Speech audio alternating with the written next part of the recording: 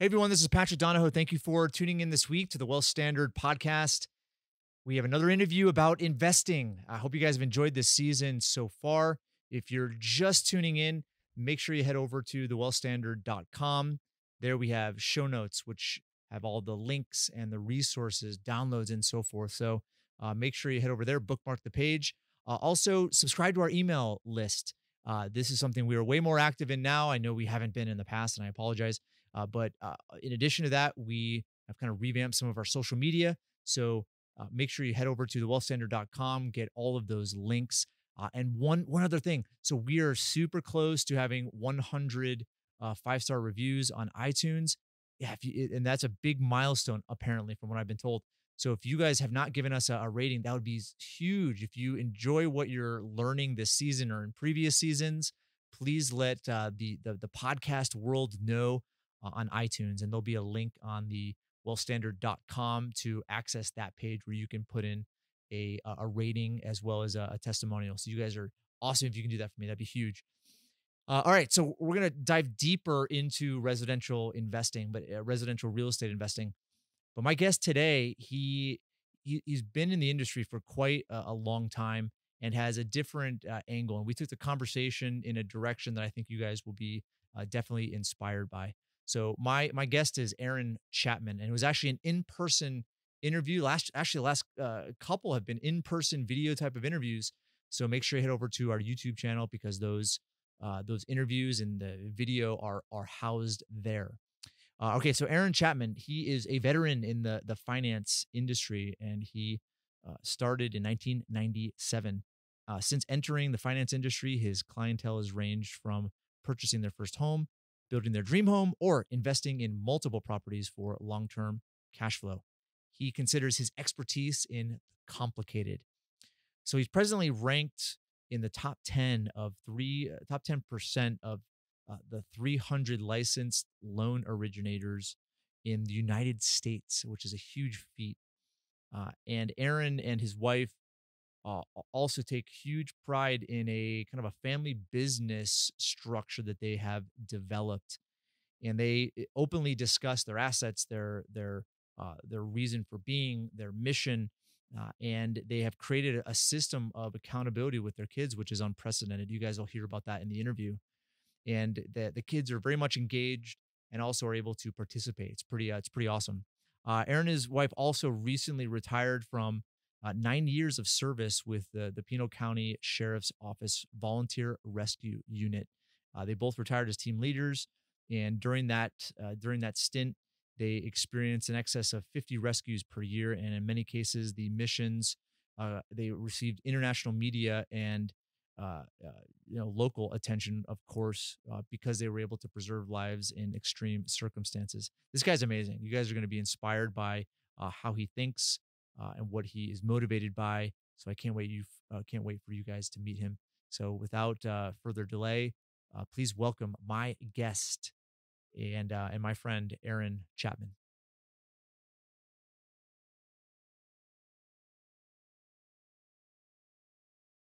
Hey everyone, this is Patrick. Thank you for tuning into this episode. It's gonna be an awesome interview. You don't know it yet, but you will soon know. But we're envisioning this can be awesome. Oh yeah, we know. Your thought. It is. We're certain about the end result, right? Aaron, what's up, man? It is awesome to have you. Thanks for letting me in live and in person. It was good I was really, really impressed. One, with what I saw, because you walk up to this place, I'm like, wow, are we going to that building? They get in, it's like, whoa, this place is awesome. And then you guys let me in, which is a good thing. That people let me to come in, hang out, and then to meet your staff and see everybody here. You got a really, really cool operation. I appreciate that. Really, really cool looking place. So I'll have to tell you about my first impression of this building when we first moved in. So we moved in over the holidays. Mm-hmm. And there used to be this, it was a Mexican restaurant and a nightclub. And I didn't know. And we came in on a Saturday night over the holidays, and they had this runway out on the patio, and there were just girls in Santa Claus attire. Why did I not get that welcome? So that was my first impression of the building, where the whole building was shaking, and that was going on downstairs. So my wife was with me too, so she was like, That was a good experience. That So was a I'll let good. you know next time I'm coming. I would love to see that. They've long gone. They've long No, but gone. I'm saying dude, Paradigm needs to get You want a that set runway up out going. We there? got to All get the right. runway. We got to Okay. get the girls kind of welcome, get the right welcoming going. Well, Aaron, it's awesome to have you in here, and it's really serendipity because this season of the podcast we're focusing on investment, but a lot of the interviews have gravitated toward legacy and meaning and purpose, because in the end, a lot of people are in this kind of rat race in a sense of what they're doing financially and don't necessarily know what the end result is. They think it's retirement, but other than that, most people don't dig deep. And you were going to be in town because the main company that you do business with is located in Salt Lake, and it just worked out that you were going to be here. You're going to be able to meet the entire team, come to the office, but then also do this podcast interview. And you've been writing a book that is a kind of a mini book that is very inspiring. It hasn't come out yet, but it revolves around legacy and purpose and meaning. And so I'm really excited to just to interview you because all these events had to happen in order for you to be here right now. So I think there's definitely a design behind it. Mhm. But thank you for you supported our business as an advocate, working with Gary Pinkerton, and and I've learned a lot about you. You've spoken on the Cash Flow Wealth Summit a couple of times. But you're a stand up guy. You're a man of principle and purpose, and it's just awesome to know you. Thank you. I appreciate that. And I can say that the reasons that I can do those things is because the stand-up people here at Paradigm, the stand-up person that Gary is, that you are, the principles, the purpose that you guys operate your business with and your lives, I can walk beside those kind of folks. It's very, very difficult to live a life where you're seeking purpose, you're seeking significance, and the people around you are not. Yeah. Or that what they're seeking is the wrong things. Yeah. If you can't couple those things together, you can't walk together. Nope. So the reason it's easy to be able to do what I do as far as supporting this organization, to be able to point people to the knowledge that you guys exist is because of who you are. Well, So that means a lot. That means a lot, man. Thank you. Let's dive into something I've done with all of the guests this season, which is be able to gain very quickly their perspective of life, of business, of investment. And it's just with a couple of rapid fire questions. So Cool. are you good to go? Yeah, fire away. Okay. So pre work, who was a role model to you, someone that you looked up to or inspired you? It might sound cliche, but it's my parents. I always sought their acceptance of what it is that I did. And they were very, very hardworking people. I mean, they would be all night long going. I say about my mom, if she sleeps, it's hanging upside down. That woman goes and goes and goes. Even now, 67 years old, she doesn't Still stop, going. right? And I grew up watching them just work their guts out, and then we did some time in my high school years on a cattle ranch. We had a partnership in a cattle ranch, and my dad and I out there together a lot. And we worked together in the mines in New Mexico before I came into this. And one of the big things for me when I was working with him in the mines was to be able to, one, experience that. And then for him to call me his partner underground to the general manager, I knew I'd made it to the goal where I Wow. wanted to be. Because he, through my childhood, when he was mining, not when we were cattle ranching, but he was mining a lot of other time, we referred to as partner. And that was a big deal to me, that individual, who that person was. Mhm. And for me to be claimed, that was a big thing for me. And then, of course, working with my mother, she was in real estate. I was doing regular type of lending for home buyers. We worked together a lot. And having her willing to continue to offer my name to her clients, because she won't do that if you suck. If you don't do your job, she has zero patience for you. And then you layer in the nepotism idea. It's like even more so. So Exactly. that's definitely a big and achievement. it's a reverse nepotism. So Yeah. my kid better step up because she works her guts out. If I didn't, so I had to continue to earn that position. Yeah. So that would be the people that I needed to really work to continue to get that type of acknowledgement from. All right, second question. And I want to come back to that. I think we will as I have positioned some of these other questions. Superhero. What superhero or icon in history do you most resonate with?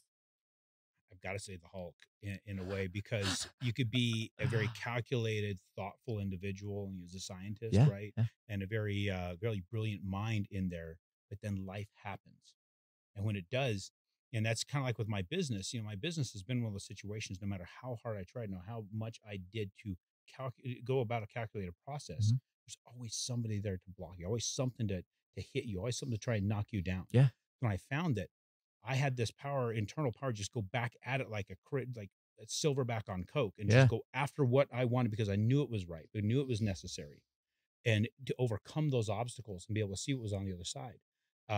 Now it wasn't where I went at it in a crazed way, kind of like the Hulk, The was whole uncontrolled, no right? control. Yeah. But I can see how you finally have that internal fire that comes out, and then you are able to push through that obstacle. Yeah. To now, they're not even obstacles anymore. What used to be like a huge difficulty, now I just overcome because we have such momentum with me and my team that we don't even feel those things. It feels like a little bump, Yeah. like a train at full bore. But when the Warriors needed, Precisely. When you he need to comes. go out there, it's readily available to me, right? And so Yeah. when you look at an actual historical icon, we're sitting in Utah. You've got Porter Rockwell, and I remember reading books and books and books about him. And it's an individual who was a very kind man. Mhm. When the time came, when he needed to, there was no line even for a person to cross. He Mhm. took care of business in a big way, and I really identified with the way he went about life. He did the right things. Many things kind of off a little bit, Mhm. but he went it his way. Right. And so, I guess that might even be a reason why I look the way that I do. I'm going about things my way. Yeah. Even though I'm amongst groups when it comes either whether it be religious or business, Yeah. this is the individual you're dealing with. I don't give a crap what room I'm walking in. Well, it's Carl Jung, of the difference he's made in psychology is identifying those four dominant archetypes. The warrior, the magician, the lover, and the sovereign, or the king queen. And from what I've studied, the ability to associate those archetypes of your personality at the right time, equals an incredibly meaningful life, because you're not showing up as one all the time. Mhm. You have, you identify who those archetypes and sides of your personality, so that when you do show up, you make the biggest difference. Because imagine showing up to a hard situation that requires warrior, but you're the lover. Yeah, it doesn't work so well. It doesn't work so well. But You may dent a few legs, but you're not going to get anywhere. But vice versa, right? Yeah. It's like there's yeah, anyway, we need to go off on that. All right, let's keep going. Charitable causes. So what charitable causes do you support? So you mentioned the book earlier, and I have released 4. And we may even talk about those, but those 4 are out. We have yet to really get the marketing behind them. But every single one of those, that every penny that comes in through those books is going to go towards some charities here. So I'm working on some supporting veterans housing, the Len Foundation, who handles cerebral palsy, trying to get research done for children, and then there's Operation Underground Railroad, and we know what they do, and what is necessary. That particular that whole subject to me is something just turns my gut, but inspires me to think on ways to try and help. And every cent is going to go to help those causes, because every single one of those people, that's why we even have some of the systems we have built in place to help those who really can't help themselves, Mhm. but we've really screwed it up. This is the one thing that I get to control. So I'm going to control the sales of those 4 books to go to those causes. And I'm hoping that those who buy them, who spend that money, and I'm just telling everybody who's listening, I spent in excess of $20,000 to get those out. I'm asking you to spend 30 to 35 to support $30 to $35 to support Total, yeah. those foundations. Yep. I'll support them with 20 plus. Please support it with your $35 to $40 to pick those up, and work with me to get some resources into the right hands. And we'll make sure that those links are available on the show notes, so you guys can link to those and purchase those. Okay, finally, legacy. If there was one attribute that you could impress upon your kids, grandkids, the world, this audience, what would it be? It would be to be able to direct your mind. That's the one thing that I want everybody to be able to gather control over. You're probably just like me, a big fan of Napoleon Hill, Mhm. and his book that was released in 2011, Outwitting the Devil, talks about a person's ability to control their thoughts and focus them is where you have the most success. Mhm. And 99% of the people, or 98% of the people, drift, focus on nothing, and accomplish nothing. People ask me about my business and why I focus almost solely on real estate investors, doing financing for real estate investors, buying those single family, duplex, triplex, fourplex homes. Why don't I target realtors? Why don't I go after first time home buyers? Because I found when you try to be everything to everyone, you're nothing to no one. Mhm.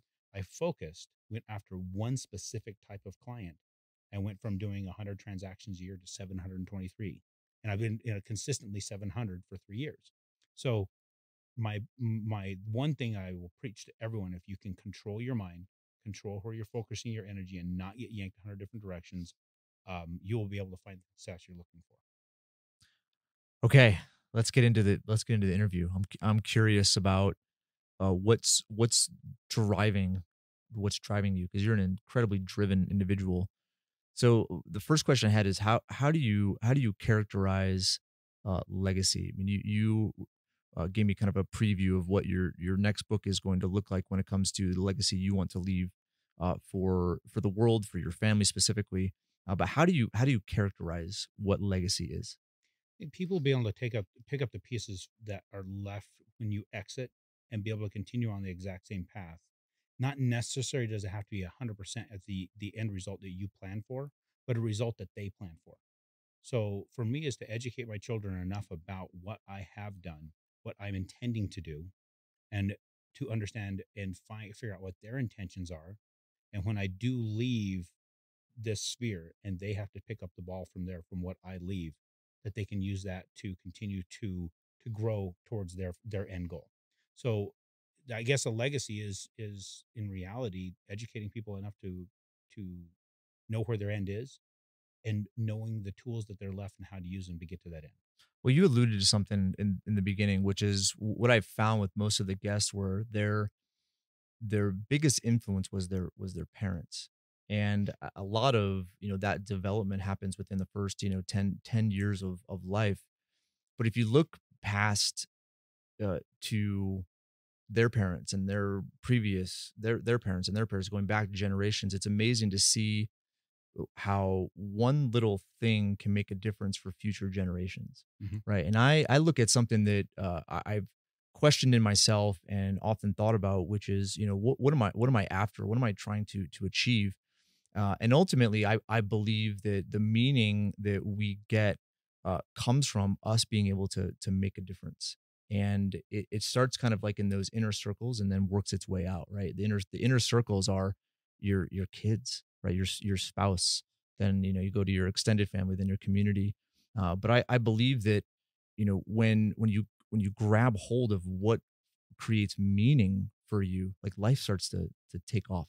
And it sounds like that's been the case for you. Oh, in a big way. And you talk about inner circles.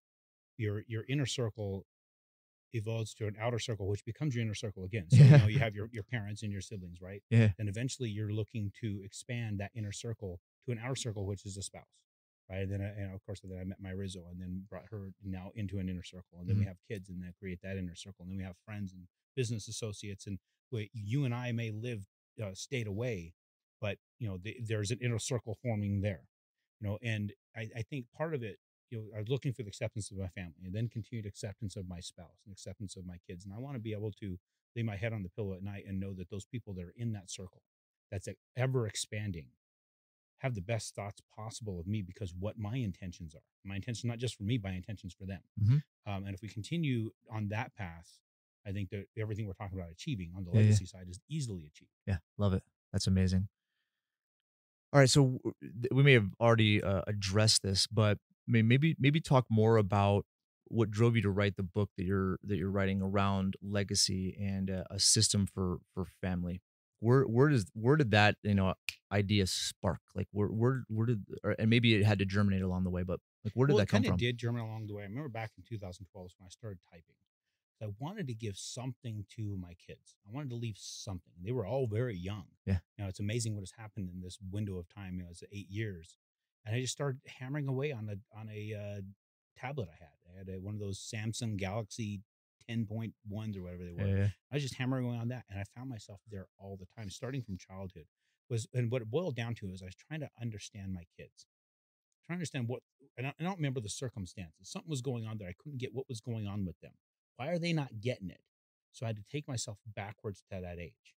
I set myself back at those early ages to try and put myself in a position to understand what were they thinking, why were they thinking it, and how can I identify with them, and how can I communicate in a way that they would understand. So from that initial thought of putting myself in a dormant state to think through that, I started writing. I started creating my entire life story up until 2015. And it's amazing. It got to, I think it was nearly 408.5 by 11 pages. We're talking about, I was like, I can't remember what I think it was like a 9 or 10 is what the size of the script was. So it was amazing how much data was there. Well, then I'm like, well, I've written all this. I need to just put this in book form. So then somebody introduced me to a editor who used to, from what I understand, she was working for Tony Robbins for a number of years as his personal assistant. So I put this in her hands, and she read it, and she goes, "This is all great, but nobody gives a crap." She goes, "Give them something that they care about first, and then they'll care about this." Uh-huh. I'm like, "Okay, well, what do we do?" Well, then I paid to have this ghostwriter package done, right? So then I flew out to her location in Olympia, Washington. We sat at the lake house for 2 days. And it started out for the first 6 hours and it just wasn't working. The information wasn't flying. Nothing was flying. I was telling them there was something happening here. And we had to get into a deep conversation and really start uncovering some things. And then it started to flow. And we spent basically the rest of that day and into the next day, just recording conversation after conversation after conversation. Well, after a few months, they gave me the finished product and I read it. I'm like, I can't publish that. That's not me. Like, well, what do you mean it's not you? This is all your words. Like, no, that's my words, but it's all edited. It is not my words. You took the stories, and some of the meanings even changed the way that you typed it up. It's not the same meaning. So I went back, I tore it apart, and what they did was awesome. One, it got me started. Yeah. Oh yeah. And then I just started all over again. But now I had processes that I've gone through. I just started typing. And it hit me one day. I was talking to my brother-in-law. I was in the Admirals Club in Dallas, as where I got off the plane. He's calling me, and we're talking. He goes, "I was thinking, so you need to hit on a lot of topics. I hear you talking to different people and doing these podcasts. You need to start touching on specific topics and write on that." I'm like, "Dude, you can't do that. How am I going to do that? I can't do a full book on that." I got to think, it's like, I don't have to do a full book. And it just kind of started occurring to me. I can take all the content of a full book and break it into releasing chapter by chapter as a small book, kind of like the dime novels of the 1800s. Mm-hmm. So I started off with a book called Point Your Head and Heart, Your Ass Will Follow. It's all about, if you think it and you believe it and you write it down, you will show up there. And it's happened repetitively in my life. The second is a book called Gratitude, a Practical Application.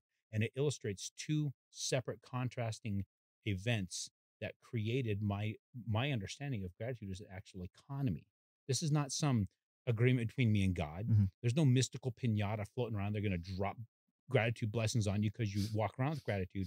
It literally is an economy between me and you. And it's very, very well illustrated between two different people I met in the same week. And then the second one is called Quit Jerking Off. And what it really boils down to is, take that phrase however you want to and figure out your topic there. But what it boils down to is habit, that people are losing so much productivity to habit. And it gets back down to thought, controlling your thoughts. The final of those four is called steel running, as in steel chainsaws.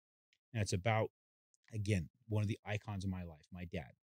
Watching him with that steel chainsaw he had, an 041 made in the early 1960s in West Germany, and how everybody else on the mountain would have problems with their chainsaw, but that kept running. It still does. It's in my personal collection. It explains where I wear the hat. All these things about why basically it's a lot about controlling your mind. Again, back to that mental focus situation. And then we're going to go into book 5, which is what we're talking about now. That book 5, I'm titling it The Business of Family. And it boils down to is I have been able to create a system within my family of having my kids being held accountable to what they're putting aside for their future, even at a very young age. Nobody ever held me accountable. They just said save, right? That's all they did. Nobody showed you how. Nobody taught you how. They told you go invest into a mutual fund or something. So my children and I now, on a fairly regular basis, we sit down, we go over the investments we're going to do, we go over the family holdings. We also go over a log that they are putting aside 10% of their income for their future. And then they're getting their own life insurance policy. And then we're training them how to use it. We create an engine of being able to use our income with our life insurance policy to buy real estate investments and rotate it back through this engine of growth. And I can illustrate to people how to do that within the book and also with other materials. But it's a matter of seeing the change that happened in my kid's life. And then I got to think, it's like, there's a lot of people frustrated with the next generation and today's generation, but they're not doing anything about it. So I can't bitch about what's going on with the current generation and the following if I'm If not you're not willing doing to do anything about something. Exactly. I need to participate in doing it. So the easiest way for me to start is with my own kids. it. Mhm.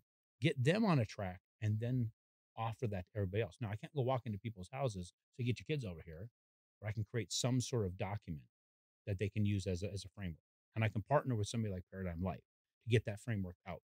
Then we can work together on technologies to continue to make it easier and easier to educate the next generation. Well, if you think about it, if you go to the generation, like our generation, the generation before us, and all the way back, the the necessities and kind of the physiological needs of life continue to get easier and cheaper and almost built in. Mhm. But if you go to a lot of the generations in the past, the accountability of life was built in. If they didn't prepare or organized, they died. Right now, you don't have to hunt. You don't have to store food for the winter and ration during the winter. I mean, there are so many conveniences now that the environment of accountability continues to decline.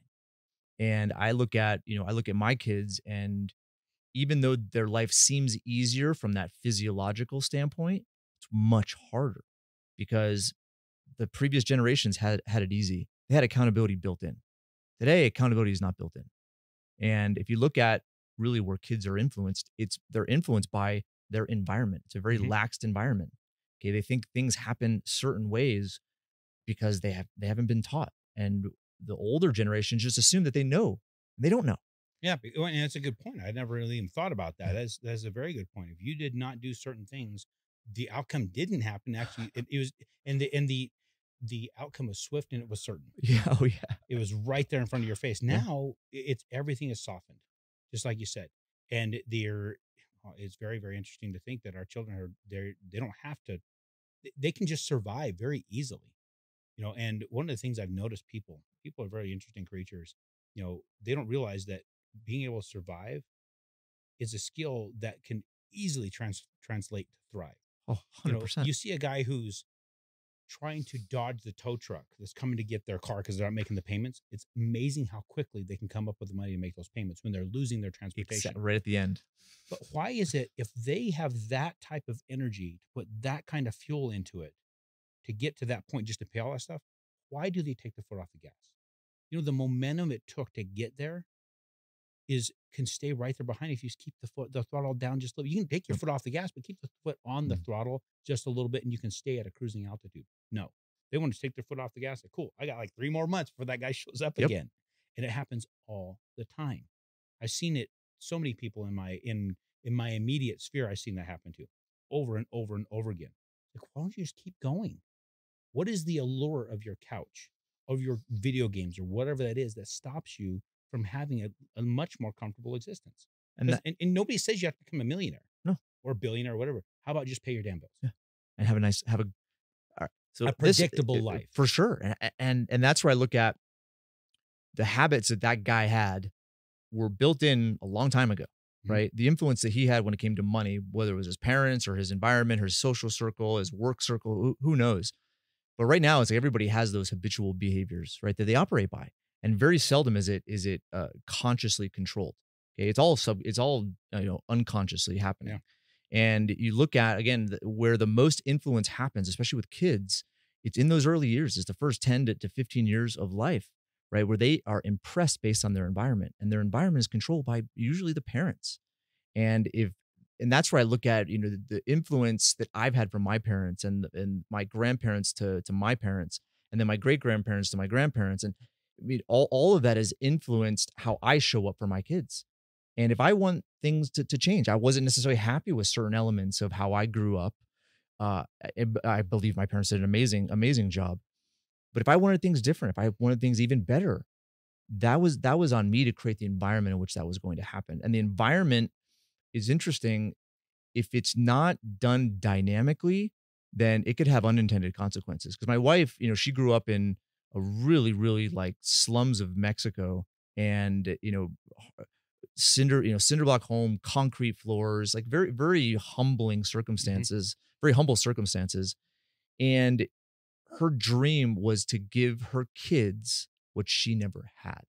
And I understand that motivation. At the same time, there are huge unintended consequences from that, Yeah. right? Because it provides this, environment where kids aren't necessarily accountable or learn the principle of self-reliance, right? But that's where, if we recognize the elements, right, of what influences people, okay, then we can customize it to what values we want to layer onto them so that they have those unconscious behaviors going forward, not the ones where they're fending for their life when the tow truck comes to take their car. Yeah, and the tough part is giving all that information, giving all that you're boxing it all up for him and teaching them the best you can, but then you have to walk away and let them do it. Yes. So yes. I've also noticed in many families, you could have, five, 4, 5, 6 kids in the family, and 1 or 2 of them really do some amazing things. The other ones are completely different, and they all grew up in the exact same environment. Yeah. Because they accepted things differently. And and it's so easy to see the negative. Well, mom and dad did this stuff to us. But yeah, but what about this over here? I never saw that. And how is it I saw it? We were in the same room together. We were there the whole time together. We weren't even separable. But yet somehow you saw only the negative. And that's a difficult thing for us to have to, one, wrap our head around as parents, and then also educators and business mentors and business people whatsoever. And we're leading our clients to an end goal, to give them all the data they need, and then do nothing with it, and be able to accept that and not get frustrated. Yep. That's tough.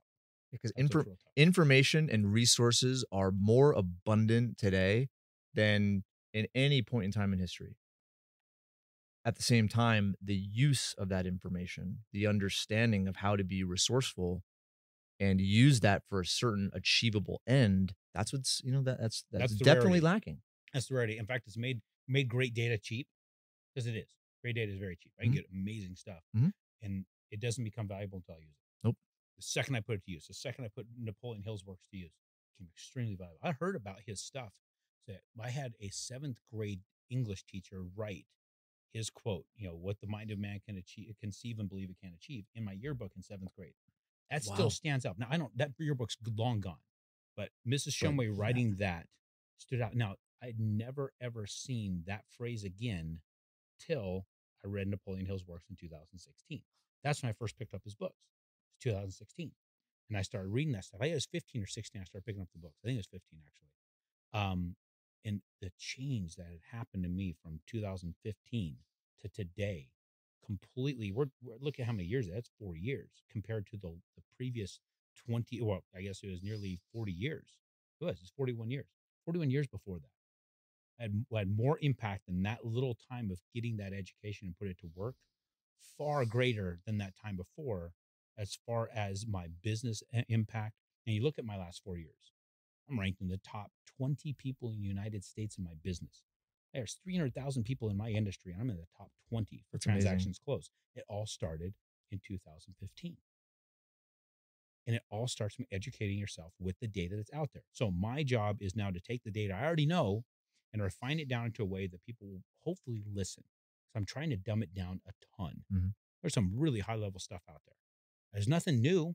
I'm just giving it from my perspective. I practiced it. I used it. I saw the success of it in a very, very, very short window. So now I'm handing it off in little bite-sized chunks. So what else besides, because the information existed, you had all these different experiences of time, as well as that quote in the yearbook.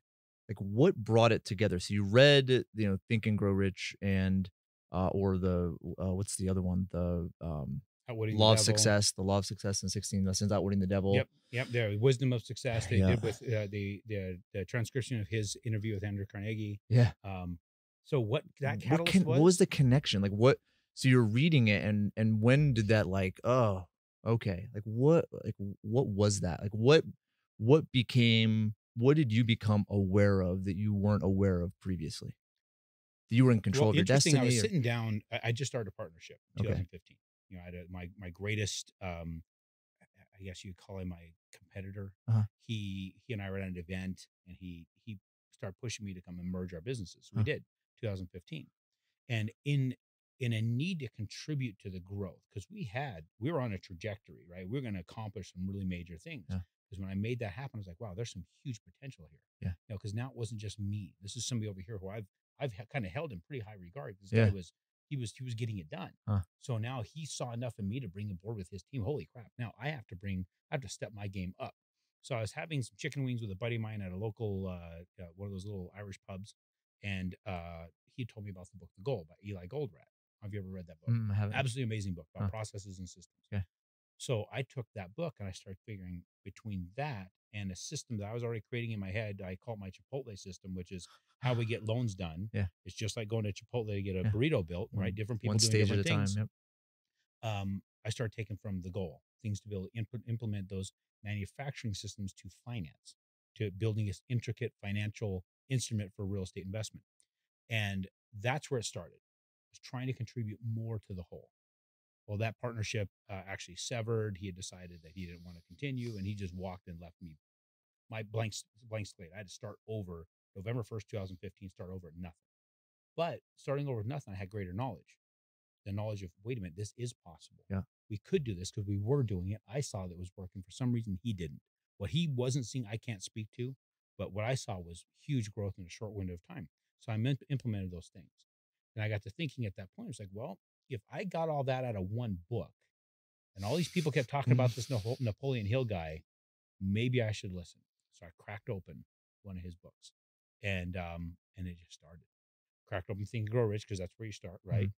And then a buddy of mine told me about Joe Dispenza's book, which is Breaking the Habit of Being Yourself. Yeah. I cracked that open. I'm like, wow. I tell everybody about Joe Dispenza's. That one's deep. Tacoma TEDx. You got to watch that Tacoma TEDx talk about how that mind actually works and connects neurons. Yeah. So I saw those things. I'm like, okay, well, let me get into the next thing. I got into outwitting the devil. Somebody told me about that because I was telling about some of the books I was reading.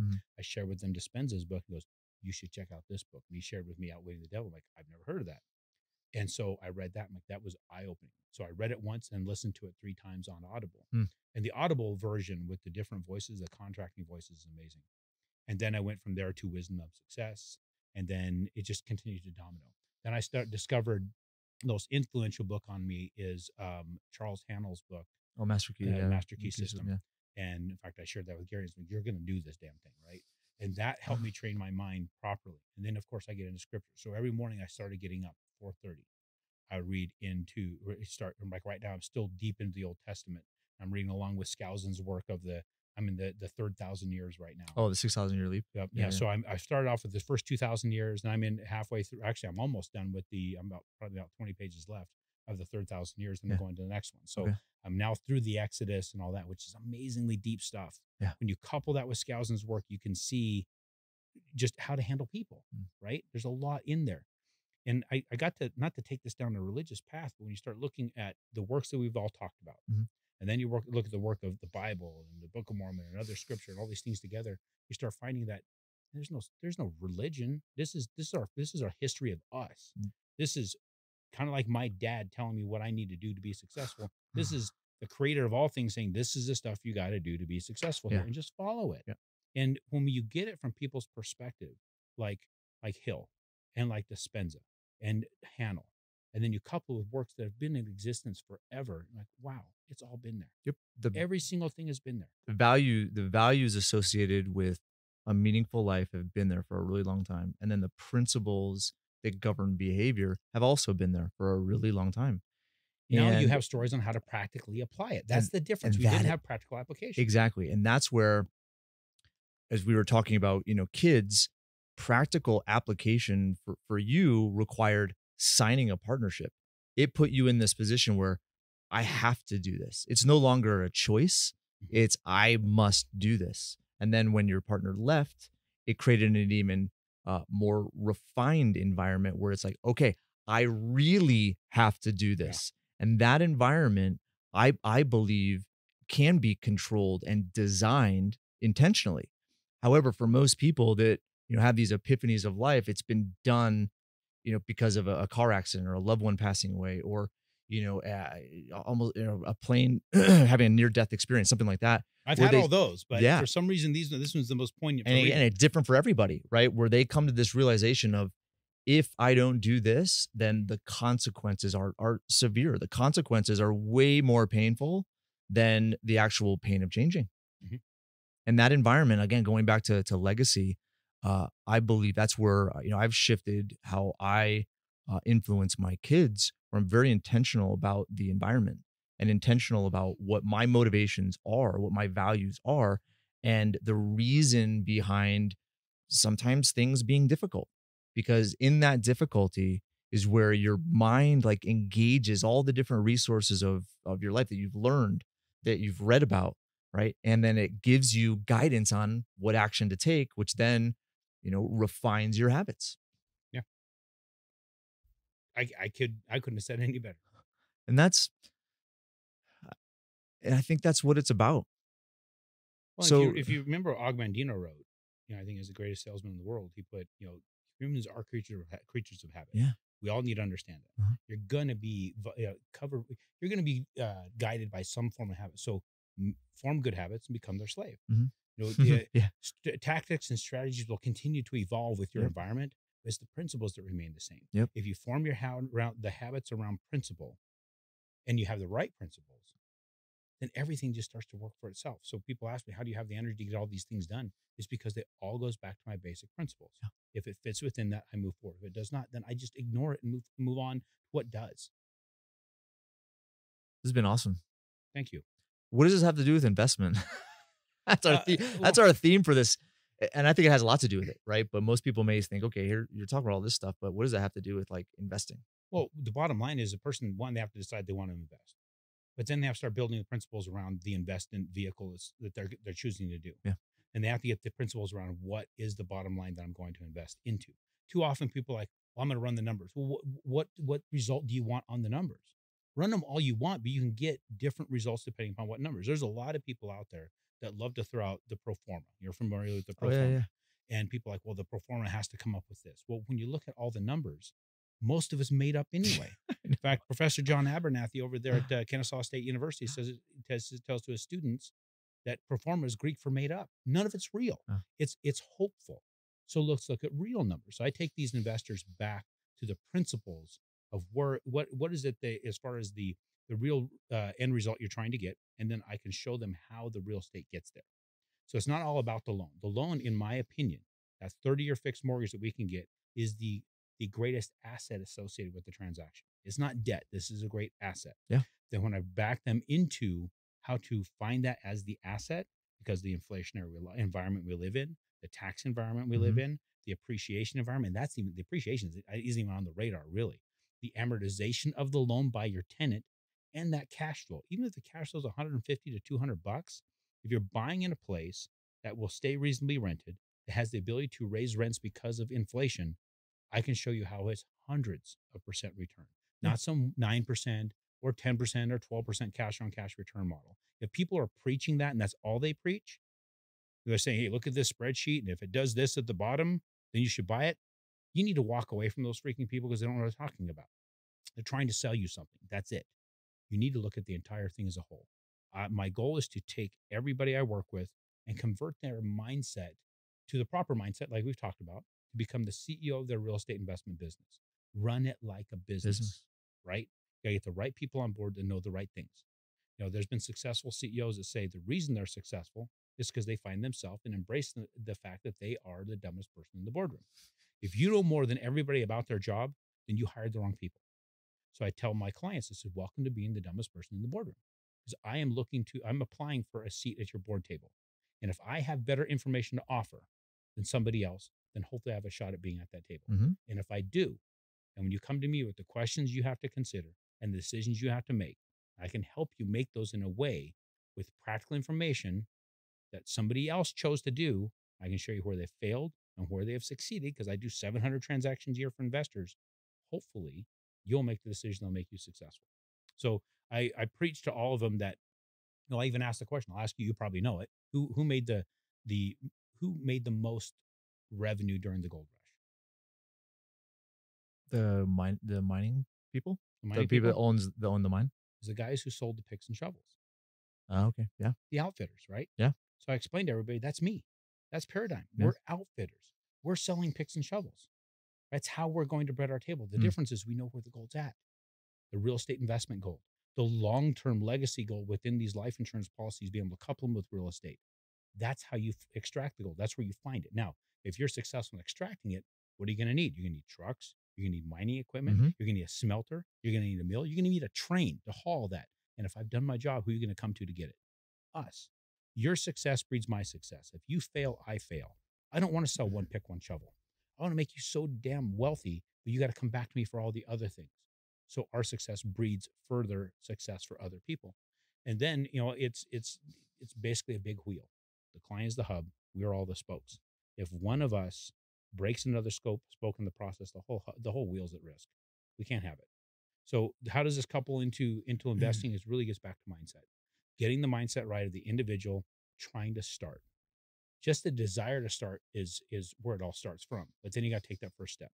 Now, Darren Hardy says the first 20 seconds of a decision is where all the outcome comes from. You can decide to move forward or decide to be too afraid to step forward and you step back. That 20 seconds will actually create your outcome. So step forward, and then we'll help you, walk with you to get you where you need to go. You just need to get the right people on your train. So I've been talking in the last couple of episodes about a docuseries on Bill Gates. Have you seen the Inside Bill's Brain? It's on Netflix. I've heard about it, and I started watching a couple of them. I haven't seen all of them.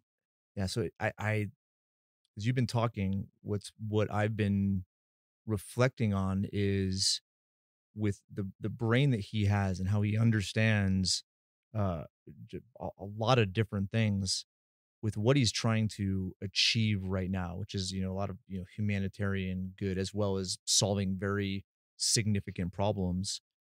He operates the same way that you just described, right? He knows what the end result is. He knows what his motivation is, and he understands the basic question and principle around it. But then he has an entire network of those axes and picks and equipment, the people, right, that are able to go and implement and execute. And it was profound to watch that docu-series with that perspective. Okay, because he wasn't doing any of the work. He was basically the first domino. Mm-hmm. He was the first domino to say, here's the problem, right? Here's why we must solve it. And then he enrolled other people, right, that had expertise in different levels. And he knew how to put teams together and how to inspire people. He sponsored some prizes and funded, did micro funding of different, different businesses in order to achieve his end, right? But he didn't do any of the kind of back end work. He just, came up with the idea, established the results. He had this motivation, and then he knew how to put people in place in order to accomplish his end. So you're saying he stacked the dominoes in design and knocked them over. Totally. Yeah. So the similar principles. I mean, you can see these. That's what's amazing is that, at that scale, which is like a massive, massive scale, making a difference for millions, tens of millions, maybe even hundreds of millions of people, but also at the individual level, right? Where you're just trying to make a difference right now for your family, for your well-being, for your future, right? And then there's obviously going to be things added to that staff, after. My clients, my this, it just That like keeps you going said, out. the circle keeps going out, Keeps expanding. It just really boils down to that we as individuals, humans are the apex predator. I say this a lot. We don't fall prey to other species. We fall prey to other humans. Yeah. And unfortunately, because of the marketing engines that are out there and the capability, people are figuring out a way, how do they prey upon somebody else's pocket? Yeah. And I am intent on making sure that the entire world knows that that's not my intention. In fact, the one thing that I love about my industry, it's full of predators. One of the things that I hate about my industry is full of predators. But all those predators out there are the people that I get to say, hey, you determine who they are, but just know who I am. Well, if you know who I am and what my team is about and what we're about, and we're about you, then that just helps build our business even greater. As long as we're helping other people and they feel like that we're actually getting them somewhere instead of taking from them, Mm-hmm. I win as a result. I don't need to concern myself with me. I'm not concerned myself with me.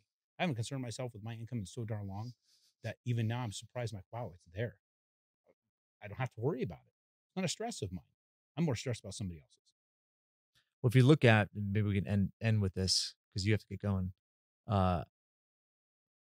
When it comes down to those that have made a big difference, okay, it's because of them putting others in front of them. But in the end, it's the best benefit for them. And I look at what I listen to what you're saying, and I come to this conclusion that when you start to realize your position in life and go from it being about you to being about others, you have the most fulfillment and the most meaning that comes from that. And that motivation can't die. And it's and evidence of that is everywhere. John Huntsman, he passed away a few years ago in Utah, but he was multi billionaire. That was his first principle. And Ray Dalio, I just read a lot of stuff from Ray Dalio. That was one of his primary principles, right? Is he connected who he was with making a difference in other people's lives, and everything came, to him as far as his personal fulfillment and success because of that drive. Well, you look at, as we talked before, leading into the whole, alluded some of the religious aspect of things, into Christianity and the depth of scripture and all that stuff. It's all there. Yeah, The person who is more concerned of other people, you get there yeah, as a result. It's an yeah, amazing yeah. thing that we've been taught all our lives to not be selfish. And unfortunately, people are afraid that, well, then nobody's going to help me if I don't help myself, and you end up hurting yourself in the process. Yep. It's just an interesting That's how dynamic. that's how strong that drive is. Yeah. And if you can somehow break that drive of being all about you, you become all about you without realizing it. Oh, no kidding. It's crazy. All right. Well, how can listeners follow you, learn more about you? We'll put the links to the books in our show notes. But what's the best way to connect with you, Aaron? Just go straight to the website, Okay. aaronbchapman.com. Okay. If you're expecting to see a banker's website, you'll be at the wrong spot. If you see a redneck sitting on a porch, you're at the right spot. That porch is my office in Missouri. I ended up buying that brick and mortar. The story is in book one. Oh, cool. But that's the best way to get me there. I've got, do the LinkedIn thing. I've got a lot of stuff we're posting up there. My wife, my assistant are working on Facebook and Twitter. So, or I don't know if it's Twitter. I don't know what else. What is it? Instagram, I guess. Something. So they're working on all that. I'm not in there doing anything, but those are places you can find me. Cool. All right, Aaron. It's been a pleasure, man. Thanks, brother. Appreciate It's you, been an man. awesome blessing to have you here. Thanks for taking the time. And we'll definitely need to do a follow up to this, especially when the next book comes out. Well, I'm looking forward to that. Cool. All right, everyone. Thank you for tuning in. Go head over to thewellstandard.com where the links that we've mentioned are all there, and reach out to Aaron, get connected with him, even if it's to be inspired and motivated by him through his social media presence. Okay, that's it. Have a great rest of the week, and we'll talk to you next week. Thanks, guys.